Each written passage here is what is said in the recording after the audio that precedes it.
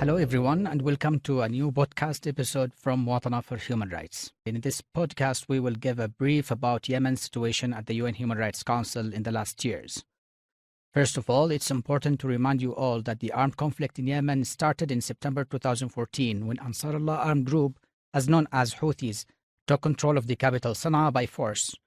The armed conflict escalated later in March 2015 with the beginning of the military campaign by the Saudi UAE-led coalition in Yemen. Since then, civilians in Yemen have witnessed grave abuses committed by all warring parties.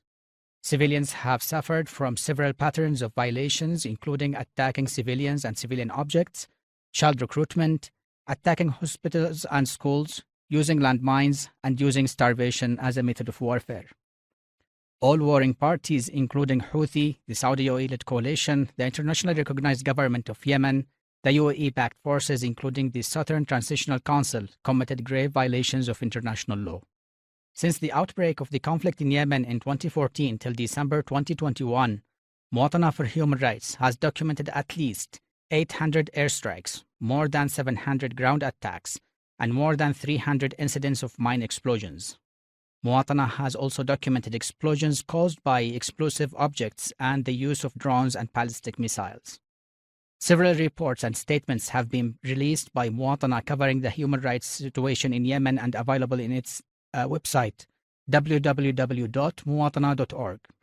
Since 2015, civil society organizations, including Mwatana for Human Rights, have called on the UN Human Rights Council to establish an international mechanism for Yemen to investigate abuses committed by all warring parties. These efforts paid off in 2017 when the UN Human Rights Council, in its 36th regular session, established the UN Group of Eminent Regional and International Experts on Yemen. The UN Group of Eminent Experts on Yemen, as known as GEE, was mandated to document human rights abuses and publicly report on the human rights situation in Yemen. The reports were balanced and covered the abuses committed by all parties to the conflict. The GEE released 4 reports between 2017 and 2021, and the third was very important because of the accountability-related recommendations. For example, the GEE called on the UN Security Council to refer the situation in Yemen to the International Criminal Court, ICC. Also, it called for establishing an international criminally focused investigative mechanism for Yemen similar to the mechanisms for Syria or Myanmar. The group of eminent experts was the only international, independent, and impartial avenue to examine human rights violations in Yemen, and was essential in supporting accountability efforts for millions of victims in Yemen. The work of the GEE was instrumental in monitoring and addressing human rights violations by all parties to the conflict in Yemen. It played a vital role in gathering information, publicly reporting on recent patterns of violations and abuses, and providing timely recommendations to the international community concerning the situation in Yemen.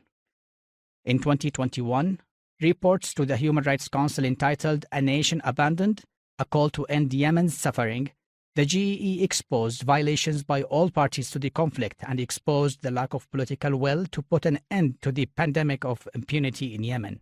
In October 2021, and for the first time in its history, the UN Human Rights Council disgracefully ended the mandate of the UN Group of Eminent Experts by a vote of 21 to 18.